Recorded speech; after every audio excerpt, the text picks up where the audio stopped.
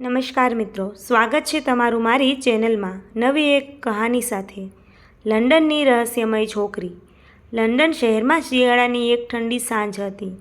રસ્તાઓ પર ધુમ્મસ છવાયેલું હતું અને લોકો પોતાના ઘરો તરફ ઉતાવળે જઈ રહ્યા હતા.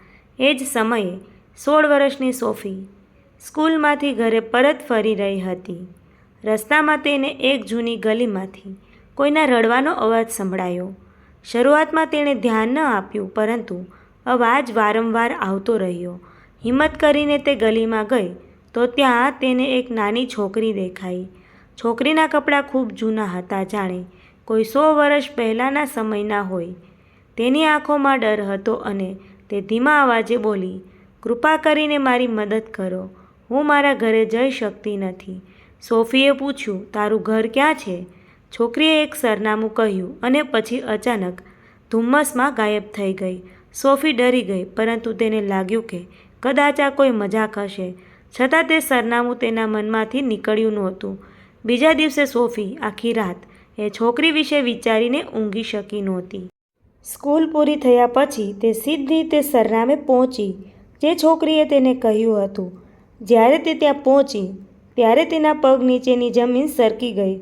તેની સામે એક મોટું, જૂનું અને વર્ષોથી બંધ પડેલું ઘર ઊભું હતું.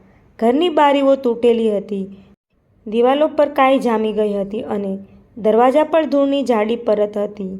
એવું લાગતું હતું કે અહીંયા ઘણા વર્ષોથી કોઈ રહેતું જ ન હોય. નજીકના એક વૃદ્ધ વ્યક્તિને પૂછતા સોફીને વધુ મોટો આંચકો લાગ્યો.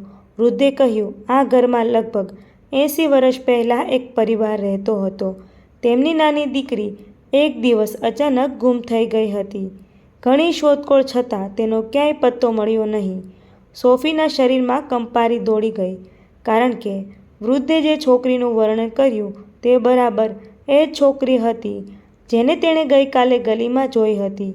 હવે સોફીને સમજાઈ ગયું કે આ કોઈ સામાન્ય ઘટના નહોતી, પરંતુ સૌથી મોટો પ્રશ્ન એ હતો કે જો તે છોકરી ખરેખર 80 વર્ષ પહેલાં ગુમ થઈ હતી તો ગઈકાલે સોફીએ તેને કેવી રીતે જોઈ. સોફીનું મન હવે શાંત રહેવાનું નહોતું. તે સાંજે ફરીથી તે જૂના ઘરની સામે આવી.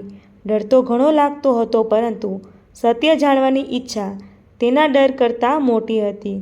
તેણે ધીમે ધીમે દરવાજો ધકેલ્યો. દરવાજો કરકટાટ સાથે ખુલ્યો અને અંદર ધૂળથી ભરાયેલું અંધારું ઘર દેખાયું. દરેક વસ્તુ જાણે વર્ષોથી કોઈની રાહ જોઈ રહ્યું હોય તેમ લાગી રહી હતી. સોફી એક રૂમમાંથી બીજા રૂમમાં જતી રહી. અચાનક ઉપરના માળે એક નાના રૂમમાં તેને એક લાકડાની પેટી મળી. પેટી પર ધૂળની જાડી પરત હતી.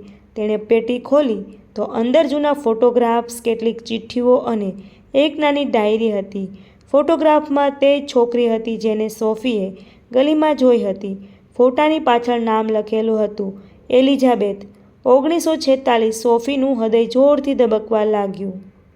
તેણે ડાયરી ખોલી. છેલ્લા પાના પર લખેલું હતું, "જો કોઈ આ ડાયરી વાંચે તો કૃપા કરીને સત્ય દુનિયા સુધી પહોંચાડજો. મારી સાથે જે થયું તે કોઈ અકસ્માત નહોતો." આ વાક્ય વાંચીને સોફીના હાથ કંપી ઉઠ્યા. તે આગળ વાંચવા જતી હતી ત્યારે અચાનક રૂમનો દરવાજો જોરથી બંધ થઈ ગયો અને આખું ઘર અજાણ્યા અવાજોથી ગૂંજી ઉઠ્યું.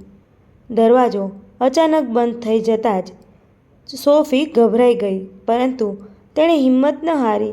તેણે ધ્રુજતા હાથથી ફરી ડાયરી ખોલી અને આગળ વાંચવાનું શરૂ કર્યું.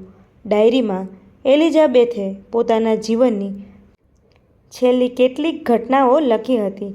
તેણે લખ્યું હતું કે તેના પિતાના એક ખૂબ નજીકના મિત્ર પર તેને ક્યારેય વિશ્વાસ નહોતો. તે માણસ હંમેશા ઘરની આસપાસ ફરતો રહેતો અને એલિઝાબેથને અજીબ રીતે જોતો. એક રાત્રે એલિઝાબેથે તેના પિતા અને તે માણસ વચ્ચે થયેલી એક ગુપ્ત વાતચીત સાંભળી. વાતચીતમાં કોઈ મોટા ગુનાનો ઉલ્લેખ હતો જે બહાર આવી જાય તો ઘણા લોકો મુશ્કેલીમાં પડી જાય. એલિઝાબેથે અજાણતા જ આ રહસ્ય જાણી લીધું હતું. ડાયરીના છેલ્લા પાનામાં તેણે લખ્યું હતું, "મને લાગે છે કે કોઈ મારી પાછળ છે. જો હું કાલે ગુમ થઈ જાઉં તો સમજી જજો કે મેં જે સાંભળ્યું છે તેના કારણે મને ચૂપ કરાવવામાં આવી છે." આ વાંચીને સોફીના શ્વાસ અટકી ગયા. એટલે એલિઝાબેથે માત્ર ગુમ નહોતી થઈ, પરંતુ તેની પાછળ કોઈ ભયાનક કાવતરું હતું. એટલામાં ડાયરીમાંથી એક જૂનો કાગળ નીચે પડ્યો. તેમાં એક નામ અને એક સરનામું લખેલું હતું, અને એ સરનામું આજે લંડનમાં અસ્તિત્વમાં હતું. સોફીને સમજાઈ ગયું કે આ રહસ્ય હજુ પૂરું થયું નથી. બીજા જ દિવસે સોફી ડાયરીમાં લખેલા સરનામે પહોંચી. તે લંડનની બહાર આવેલું એક જૂનું મકાન હતું. ત્યાં રહેતા વૃદ્ધ વ્યક્તિને જ્યારે તેણે એલિઝાબેથનું નામ કહ્યું, ત્યારે તેમના ચહેરાનો રંગ ઉડી ગયો. થોડા સમય પછી તેણે એક રહસ્ય જાહેર કર્યું, જે 80 વર્ષથી દફનાયેલું હતું. વૃદ્ધે જણાવ્યું કે તેમના પિતા તે ઘટનાના સાક્ષી હતા. એલિઝાબેથે ખરેખર એક મોટા ગુનાનું રહસ્ય જાણી લીધું હતું. કેટલાક પ્રભાવશાળી લોકોએ પોતાના ગુનાને છુપાવવા માટે તેને દૂર કરી દીધી હતી અને પછી આખી ઘટનાને ગુમ થઈ જવાની ઘટના તરીકે રજૂ કરી હતી. પરંતુ ડર અને ધમકીઓના કારણે કોઈએ ક્યારેય સત્ય બહાર આવવા દીધું નહોતું. સોફીએ ડાયરી, ફોટોગ્રાફ્સ અને પુરાવાઓ પોલીસ અને ઇતિહાસકારોને સોંપ્યા. લાંબી તપાસ પછી આખરે સત્ય દુનિયા સામે આવ્યું. એલિઝાબેથનું નામ વર્ષો પછી નિર્દોષ જાહેર કરવામાં આવ્યું અને તેના પરિવારને ન્યાય મળ્યો. થોડા દિવસો પછી સોફી ફરી એ જ ગલીમાંથી પસાર થઈ. ધુમ્મસ વચ્ચે તેને એક ક્ષણ માટે એલિઝાબેથ દેખાઈ. આ વખતે તેના ચહેરા પર ડર નહોતો, પરંતુ એક શાંતિભર્યું સ્મિત હતું. તેણે સોફી તરફ જોયું, ધીમેથી માથું હલાવ્યું અને ધુમ્મસમાં અદૃશ્ય થઈ ગઈ. સોફીને સમજાઈ ગયું કે એલિઝાબેથને આત્મા માત્ર એક જ વસ્તુ ઈચ્છતી હતી, સત્ય દુનિયા સામે આવે અને તેને ન્યાય મળે. તે દિવસ પછી તે રહસ્યમય છોકરી ક્યારેય ફરી જોવા મળી નહીં. સત્યને કેટલા વર્ષો સુધી છુપાવી શકાય, પરંતુ તેને હંમેશા માટે દફનાવી શકાય નહીં. એક દિવસ સત્ય જરૂર બહાર આવે છે. તો ફ્રેન્ડ, આવી જ સત્ય ઘટનાઓ આધારિત વિડીયો સાંભળવા માટે મારી ચેનલમાં બન્યા રહો. વિડીયો પસંદ આવ્યો હોય તો વિડીયોને લાઇક કરી ચેનલને સબસ્ક્રાઈબ કરવાનું ભૂલશો નહીં મિત્રો. Thank you.